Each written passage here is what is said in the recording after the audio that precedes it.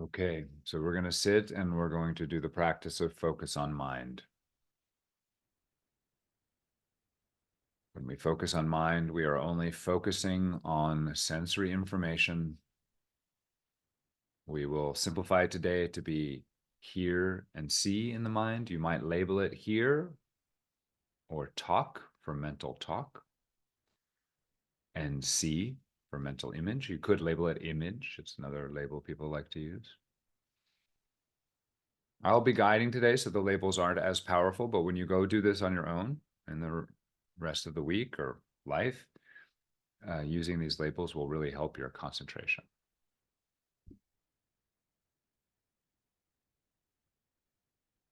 So we find ourselves in a comfortable seat.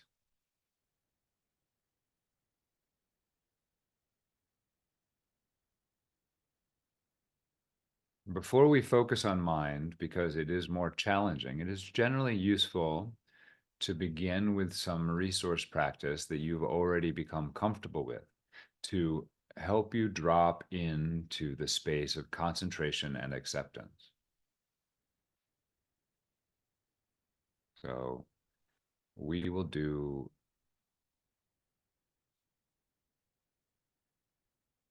the traditional focusing on the ground, feeling our seat, feeling our butt and our legs on the ground. So we are now in a feel space. We're trying to get to the bottom of the ladder of awareness by dropping all the way down to the basic sensory experience, feeling the pressure, the warmth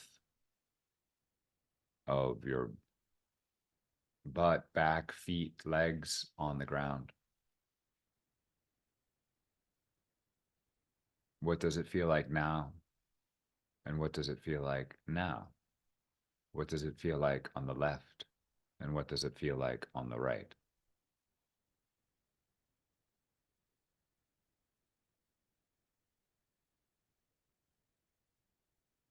And we are focusing on posture here at the same time, making sure that we are stable and centered. We don't want to lean too far forward or too far back. And we can then start to move up our spine, feeling the sensory experience of our spine.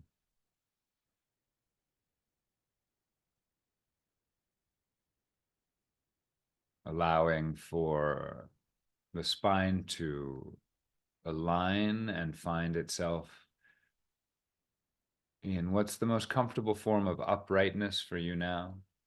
Lengthening the back of the neck, sort of the chin tipping down just a little bit, as if the head were being pulled up from the back, stretching you out. You don't have to do any stretching, you just become awake to that possibility. These are all feeling sensations. The spine feels different than the butt feels. The spine is spacious and airy, energetic, lighter.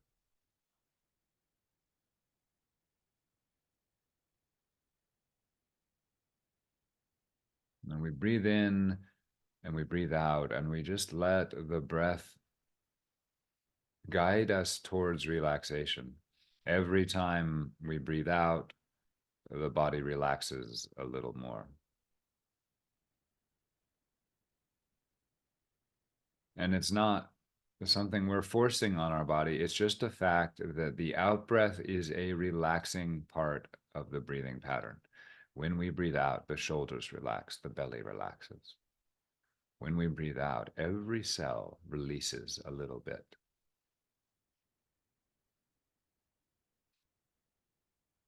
So allow your face to relax. Allow your shoulders.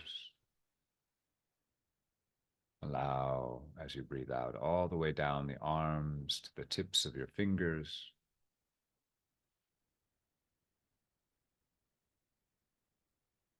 Allow your chest to relax all the way around to the spine. And today we're just doing this short little tour. You can make it longer. today or any day, as you wish. And let's just focus on the breath in the belly for a couple minutes. Reminding ourselves that we are practicing concentrating by turning our attention to the breath in the belly, but also acceptance, allowing the breath to do what the breath wants to, allowing the breath to breathe itself, waiting for the breath to come in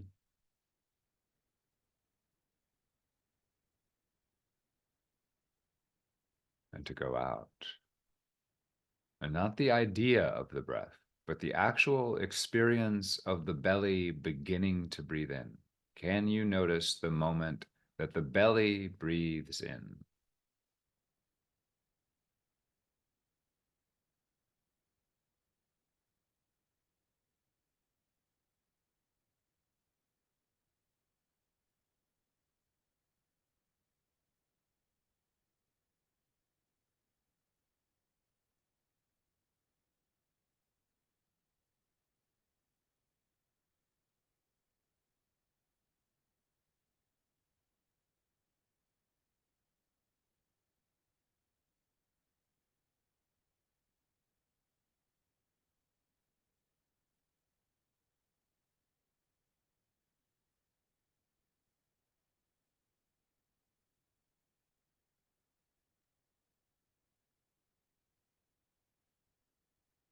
It doesn't matter if you're breathing shallow or deep. It doesn't matter if you're breathing irregularly or nice and smooth. That's not, we're not judging this. The breath has its own pattern today. And I promise you that if you can just accept it the way it is and stay with it, as a mother stays with a child that has a fever, just stay there with it, letting it sleep, letting it breathe, the system will start to calm down. If you're on your own and you've decided to focus on mind for the day, but you're not calming down at all, you might just want to stay with the breath for longer, or with some other resource in your experience for longer.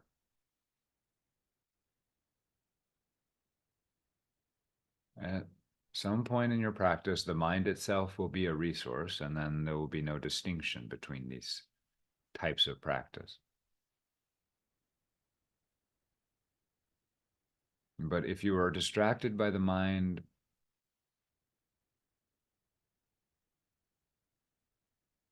even right now, you may want to practice the breath a little bit.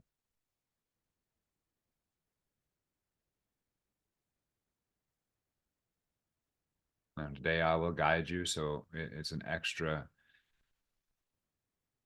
support to focusing on the mind. So if you want to, come with us, and we're going to turn our attention to the auditory part of the mind. Now, when I'm talking, it's distracting. So you might want to first just notice the sound of my voice, because the sound of your mind is not so different than the sound of my voice. I am talking, but the words do end sometimes, and in between are spaces. I am talking, and it has a pitch and a loudness and a softness. It also has a kind of location out in the world. And you can focus on it as sound. It's a type of music. Focus it on it as if I were just someone on the bus in the back, yattering away. It's not important for you to understand what I'm saying. You can just listen to, oh, what an interesting voice.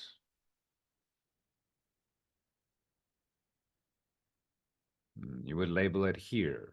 If you were in the world on the bus trying to meditate and someone's just talking away, you would just be like, here, I just hear a sound. Here, here. And sometimes my voice falls quiet, and that's okay. You can just wait for the voice to start again. listening to the silence in between.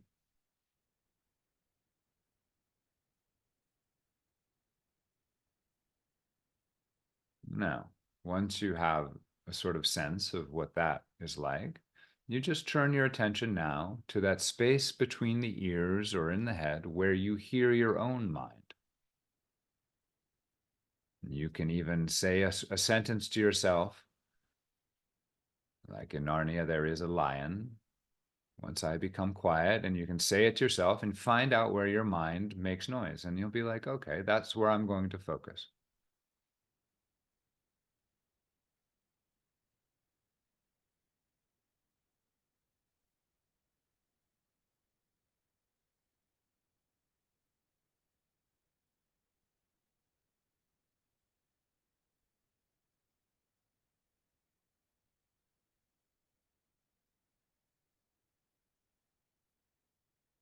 So sometimes the mind skitters away and hides when you look for it at first. That's okay. Then just accept and enjoy the silence, just as you did when I was talking. And wait, as you do with the breath, for the mind to start again.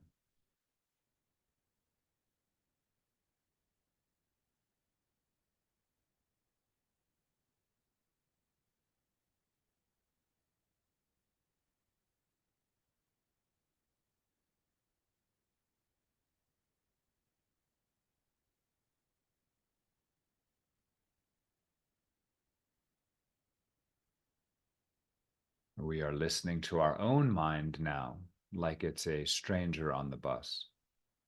We are interested in where it is, what texture the voice has, how soft or loud it is, what pitch it might be in. Is it your own voice? Is it your mother's voice?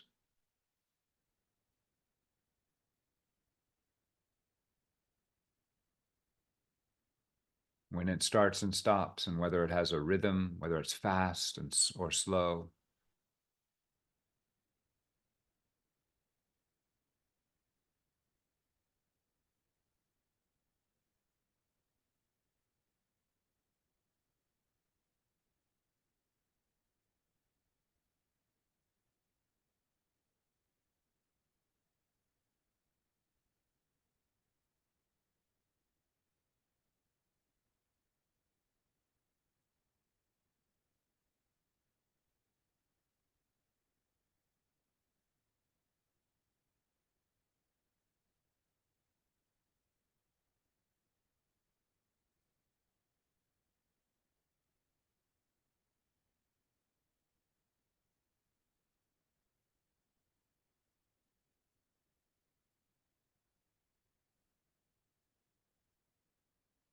So you can use a label here like here.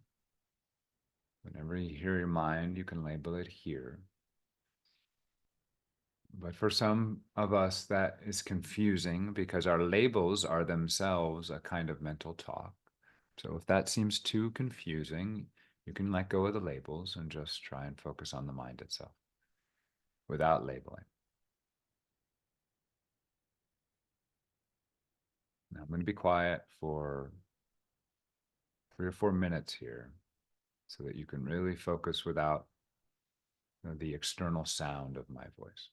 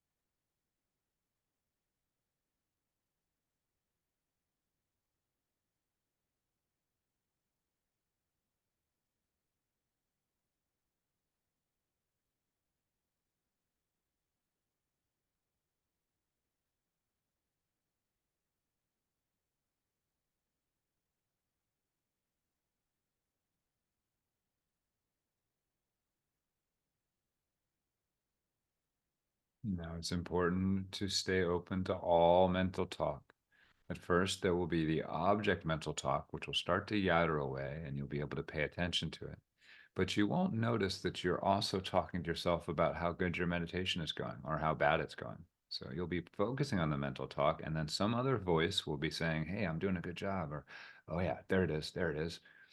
And you want to notice that as well and incorporate that into your object of focus. All the mental talk in the head is just sound. And we want to hear it all as it happens, not get lost inside of it or believe that we are it.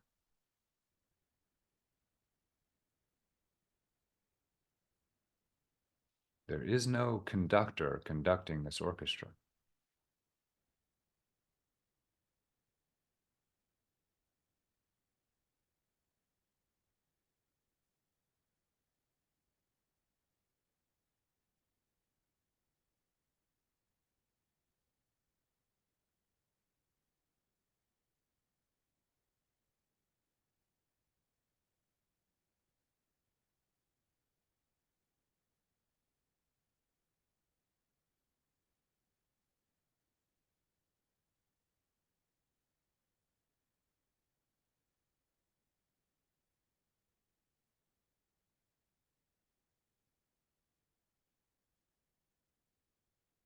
Now we're going to switch, if you want, to focus on the C part of mind. Yeah, it is totally acceptable, in fact, probably advisable to focus on one or the other on your own when you meditate on your own at first until you have a handle on both modalities. But today I want to show you both. So we will now focus on C in the mind. For most of us, the visual images will appear behind a screen that's almost behind the forehead, like in the front of the brain, or near the eyes.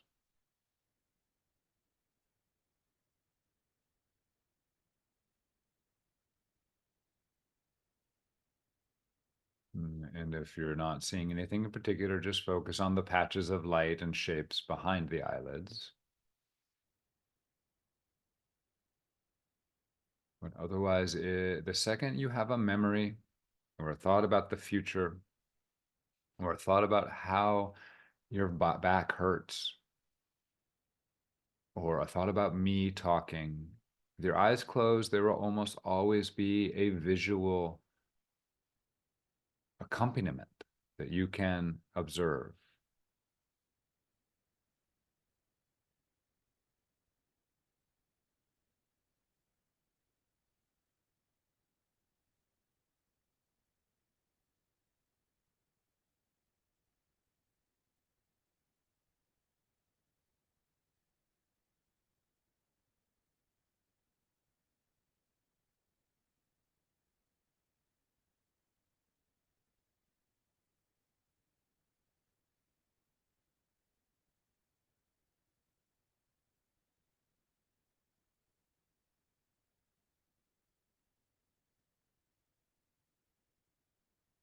And how do we observe this? We focus in on the sensory data. We're not caught up in the movie of what's playing. We're interested in the colors, the shapes, the edges, the boundaries, the light and dark, the movement, the location, the basic sensory qualities that make up visual experience.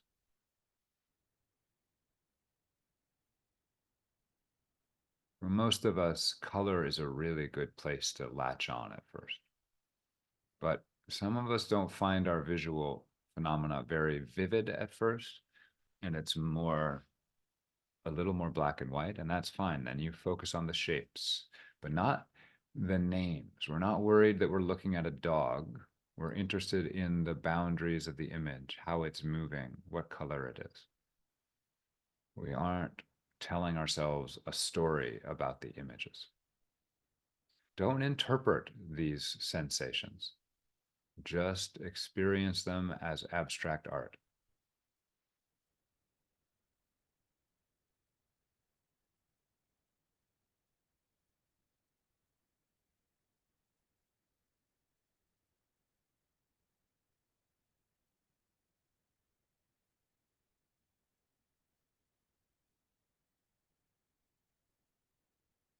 You can label it see or image. See, see, see.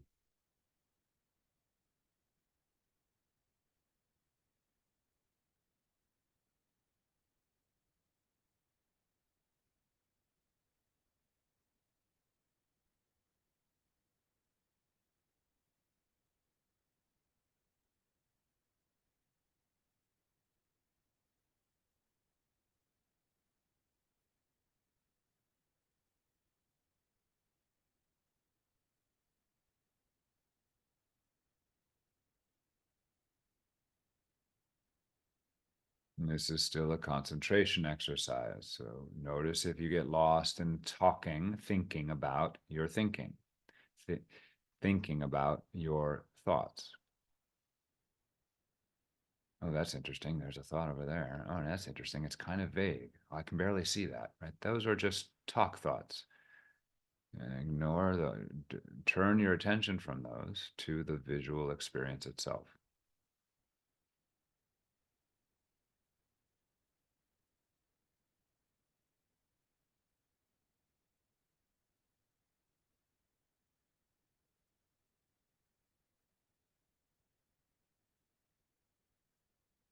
As you get deeper into this, you will move into the kind of hypnagogic world of dream space. And the trick then is to stay awake.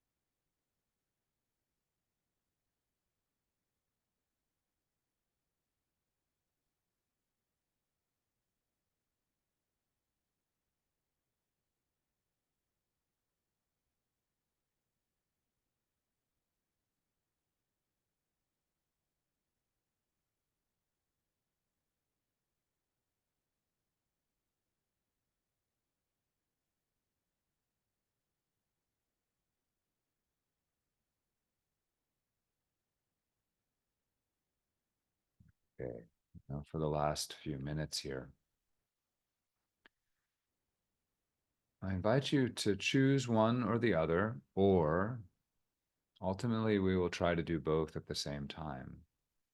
What that means is just noticing when you notice a visual mind and saying labeling it see, and then noticing when you notice a talk mind and labeling it hear, or not labeling, just experiencing both the visual and the auditory mind, allowing yourself to disidentify with both, observing how the mind interacts with itself.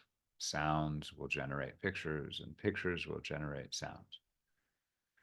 We will talk about something to ourselves, and that will generate a picture of it. Another picture will make us think a thought that we talk to ourselves about. And we're not interested today in what we're thinking about, or whether it's good or bad, or why we're doing it.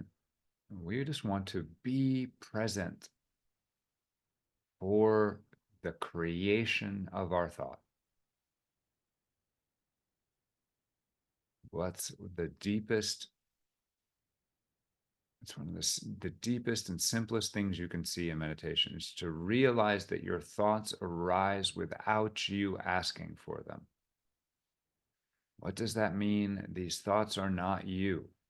You are not the controller of your thoughts. The thoughts are something that just runs along in the background. The mind is just like the heart.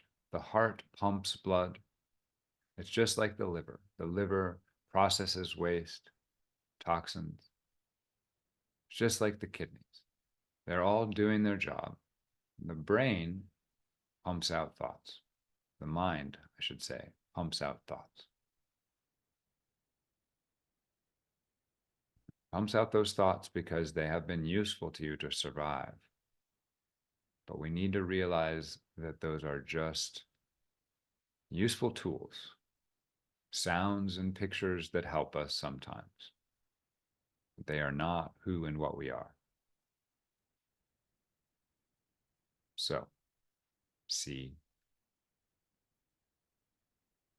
hear, hear,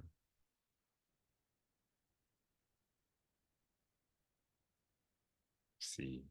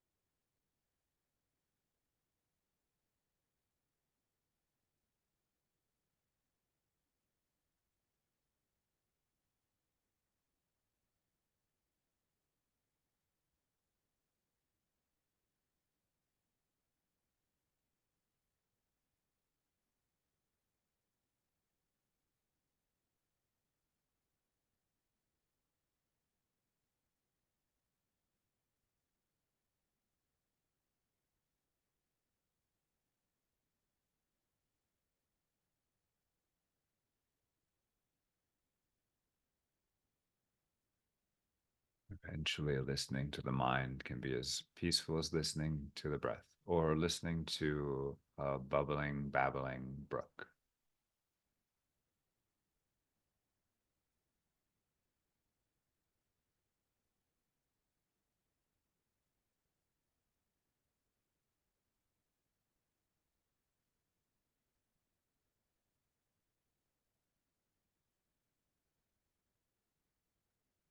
Okay, that's where we're going to end for today.